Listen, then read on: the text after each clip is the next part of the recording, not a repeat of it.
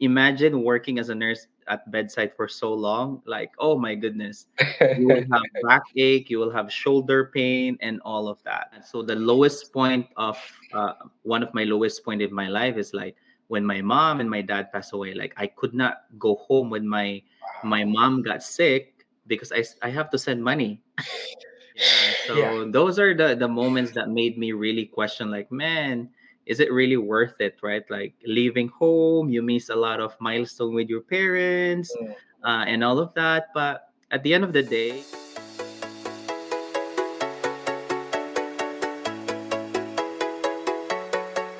Welcome back to our channel. Today I have an amazing friend of mine.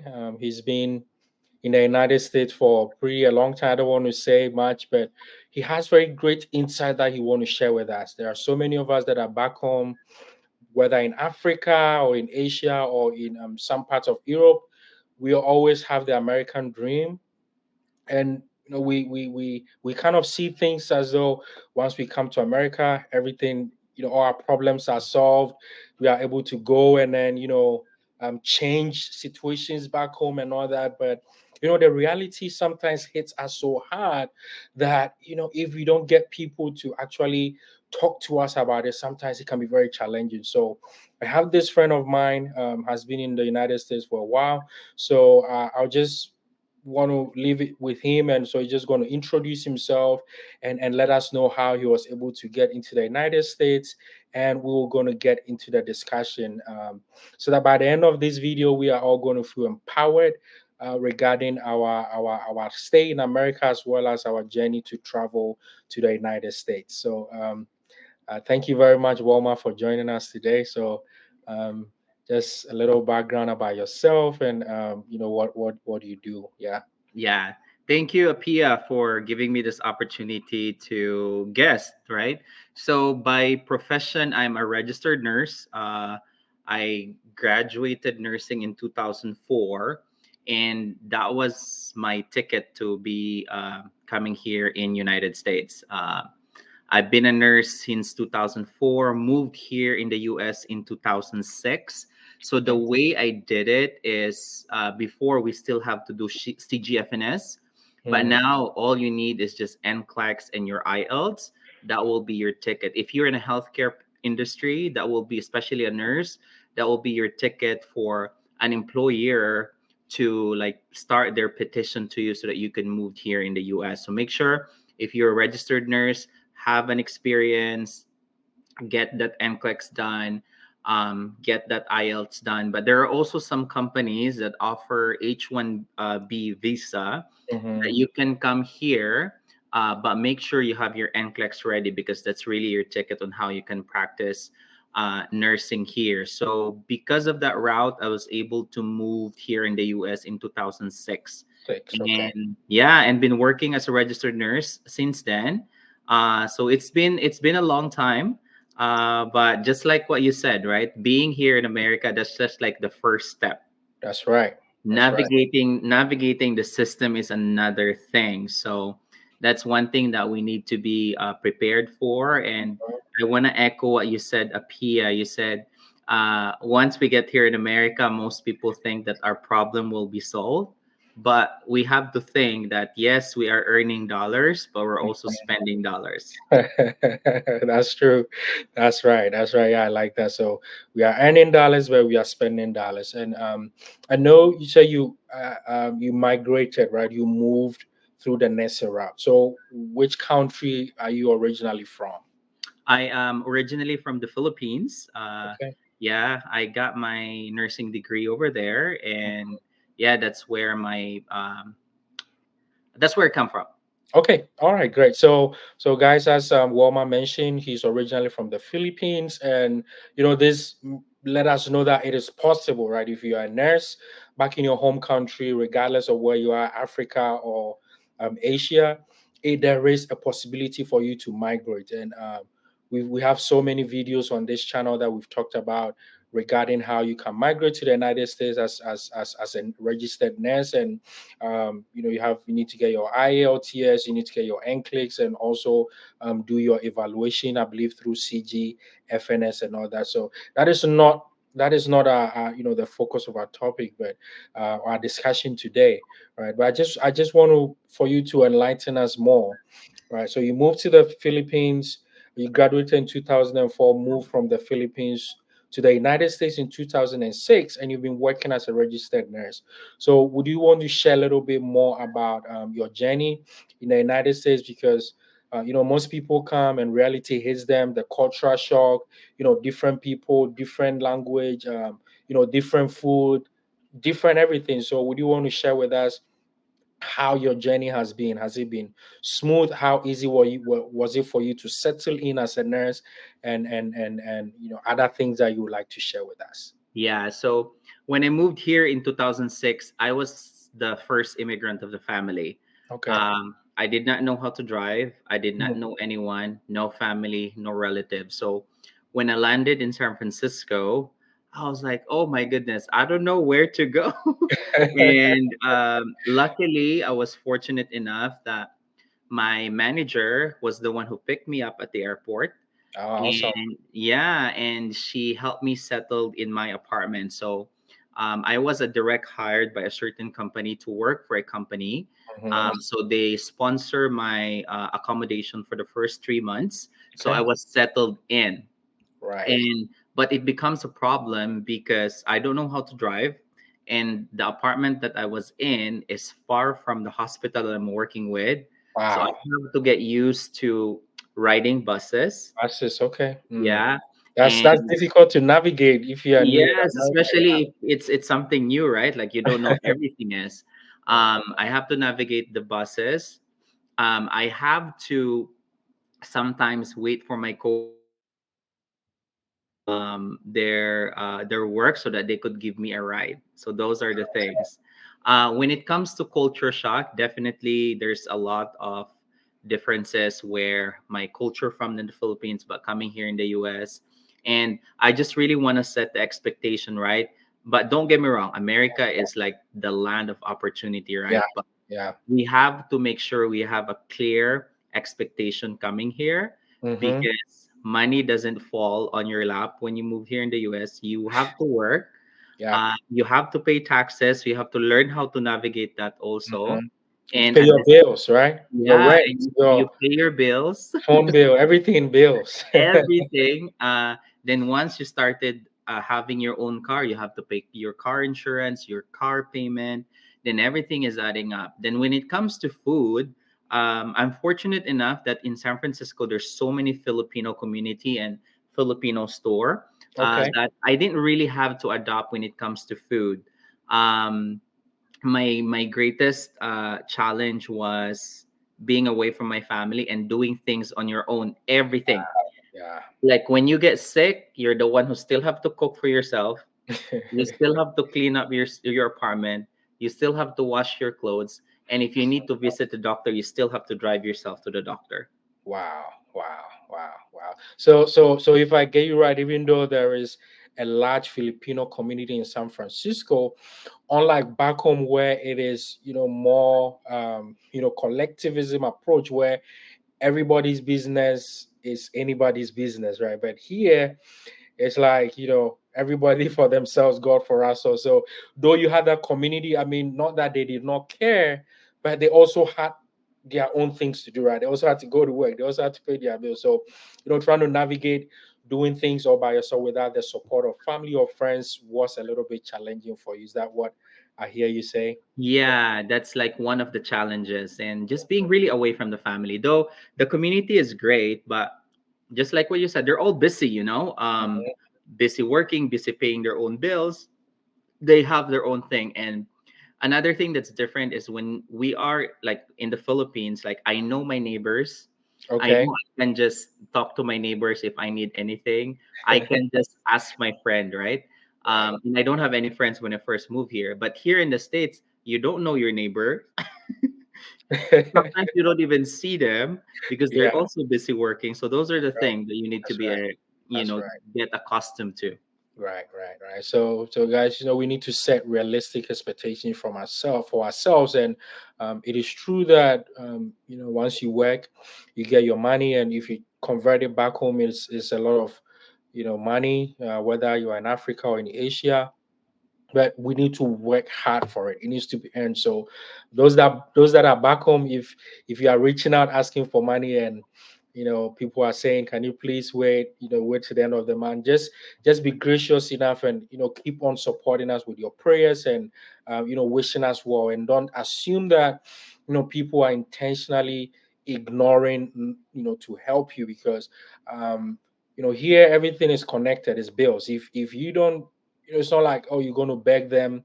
If you don't pay your rent, the next thing, you've been ejected. I've seen so many people, Americans, right, that they are not even able to pay up their bills, and they get a court order, and they eject them. They take all their things away and all that. So we have to set realistic expectations and work. So you working as a registered nurse, I know people might be interested. What is the average salary? And also, I know you came here way back 2006, so almost it's getting to 20 years ago, right? So Yeah. how much did you have to invest into coming? And once you are in, what is the rough average of annual salary that one should expect? Okay. So I was a direct hire as a nurse, so I don't have any agency, but some of the Okay. nurses they have an agency. I have to pay for my own visa screen.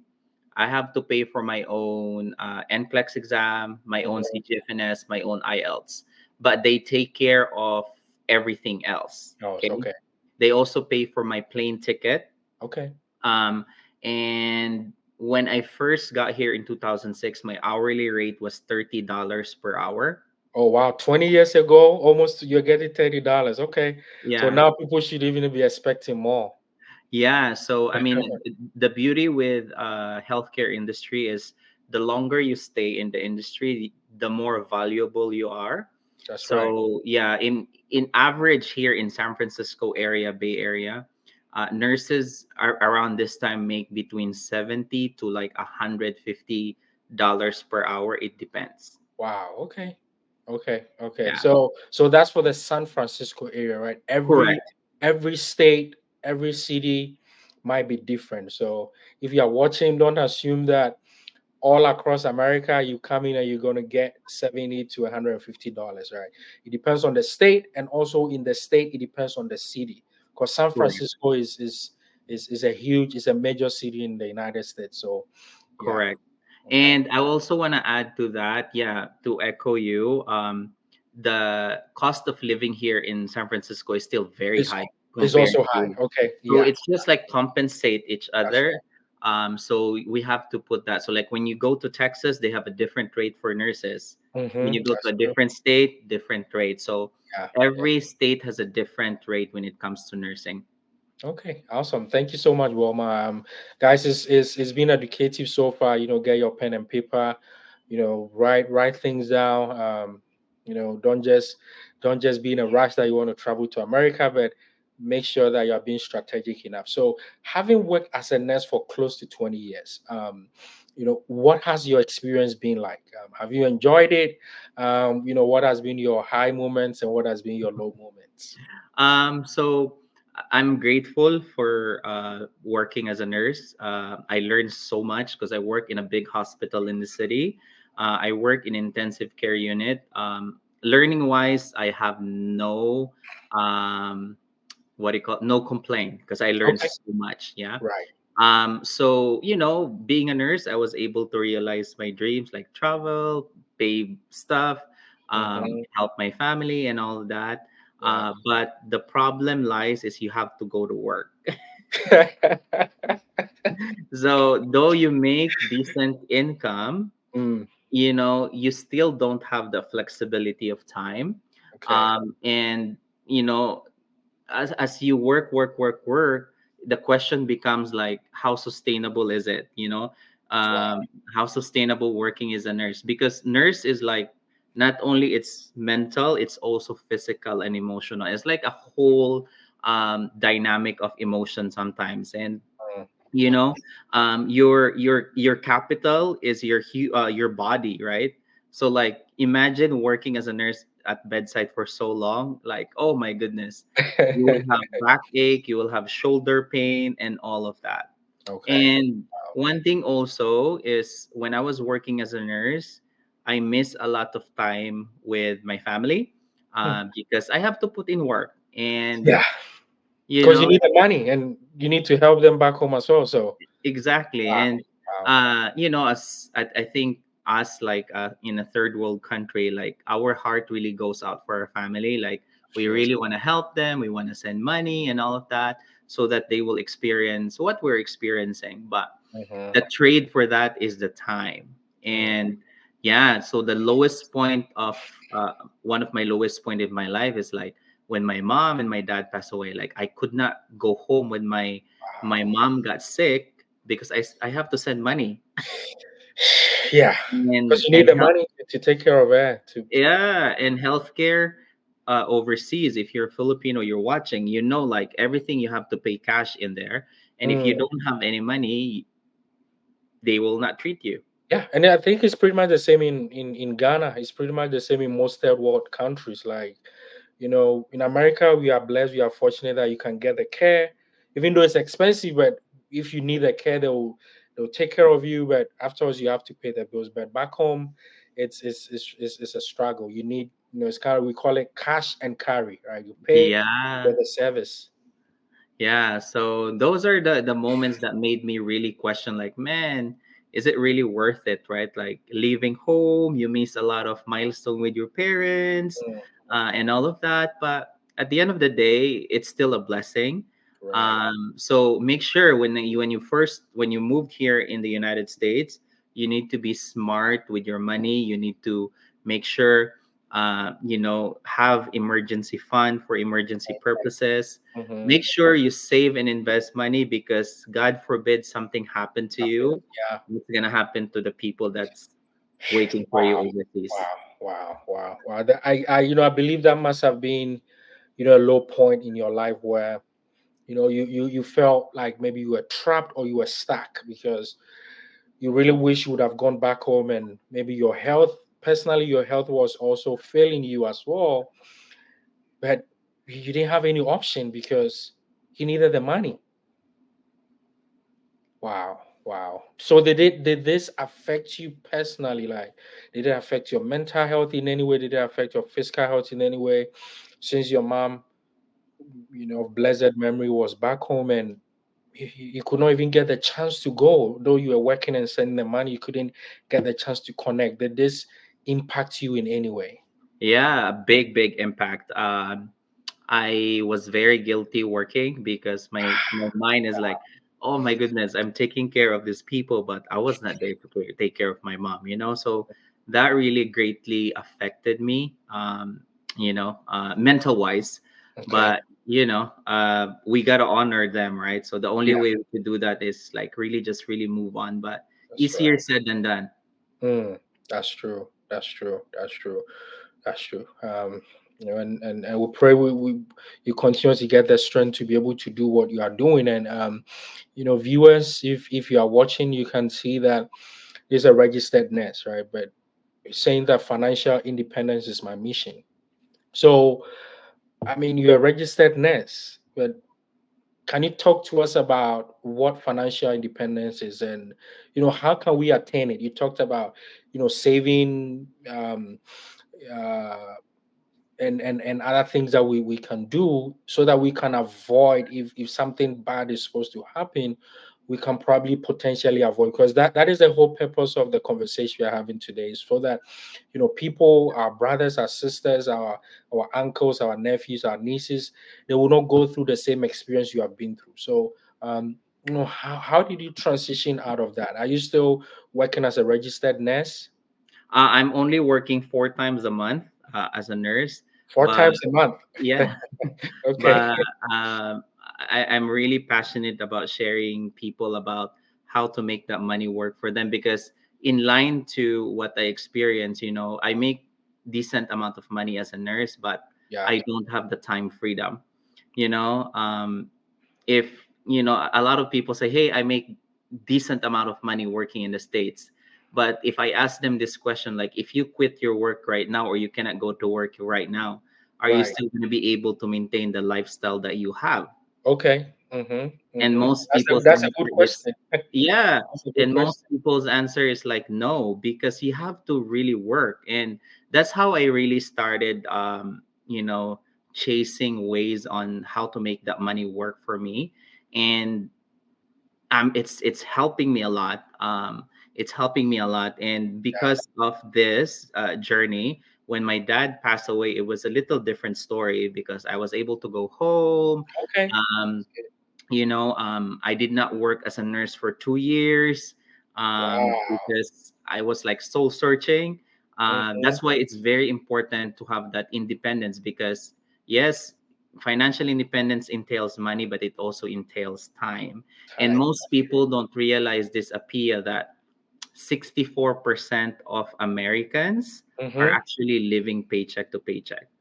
64%. Yes. And not to cut you, you made a very significant point that financial independence is all about making your money work for you, right? But Yeah, of course. growing up, we've been taught to work for money. So, can you put in a little bit more context so that we don't also live paycheck to paycheck? Yeah. So, a lot of people, like even here in the States, right? Like they're trapped on the money cycle. Like, they have to trade in their time for money, meaning you Okay. go to work, you get paid. You go to Yeah, work, you get paid. get paid. But it becomes an issue if, let's say, you're a truck driver, let's say you're a nurse, and you cannot go to work. You hurt your back, you hurt your leg, so you cannot drive the truck. So Hmm. that means your income will stop. You're not going to get paid because, like you said, No you more, need no to work more to pay, get paid. right? And Yeah, let's say someone message you from your country, like they don't know what's happening to you, because you don't want to tell them like, hey, something happened to me, I cannot send money, right? They're gonna right. say, oh, Apia is not sending me money Yeah, because he's in that's America now. stingy. Appear is wicked. Yeah, so the reason why we want to make sure that our money is working for us, in that way, while you're working for the money, your money is also working for you. So you need to be smart. When you first move here in the States, you have to be smart where you put your money. Don't That's just true. listen to your coworker. Mm-hmm. Don't just listen sometimes to your relative that never achieved financial independence. Mm. You have to seek information so that you will break whatever cycle that you're in. Cycle. Yeah, yeah. That's great. I love that. So, this conversation is very interesting, and I really would want for us to make time to really delve into, as I said, we need to break that generational cycle, right? What our parents have done, they've done well. They've raised us up. They've given us education because that's the best gift they can leave with us. But there are certain things that they probably could have done better, right? Because if we look at the likes of, Donald Trump and all these people, they kind of inherited not just the education, but they also inherited wealth, right? So, what can we also do as our generation to, be able not to just leave our kids, our grandkids with education, but leave them with wealth? So, not to take a lot of your time. I know you are very busy attending conferences and training people here and there. If you would like to share with us how the journey has been transitioning from working full time as an RN to working 4 times a month, and what you currently do. What do you do? Yeah. Yeah. So I'm in a financial services world right now, and what I do is I educate people about making sure that their money is working for them, like teaching them strategies on where they put their money, not Mhm. just the traditional way of people retiring in the States. I also teach people how they could grow that money, Okay. make an additional income stream, and potentially save a lot of taxes, because I have to share this to you, Apia, because it really was, like it haunted me Yeah. when I first read this one. He said, like, isn't it funny that in America we live in the most wealthiest country in the world, or one of the wealthiest um, country in the Country. world, Hmm. yet Americans, their number one problem is money problem. Ah. Even though there's a lot of money here, our problem is money problem. Yeah. Wow. So make sure if you're trying to move here, not only, as an immigrant, you know how to work, no question. That's yeah. No doubt about that. Yeah, No hardworking. doubt, right? Because we're hungry, you were hungry, but with that energy, with that work, with the money that you're making, do not get too invested with lifestyle, like buying all this expensive stuff, because that sometimes will Fancy stuff, happen, right? right? Yeah. Mm-hmm. Mm-hmm. So learn about how to make that money work and be smart with your hard-earned money, because you are blessed to have that money, right? Yeah, By our creator, like he blessed you with that. that's Make true. sure you're a good steward of that money. That's right. That's right. That's right. That's right. Yeah, that's right.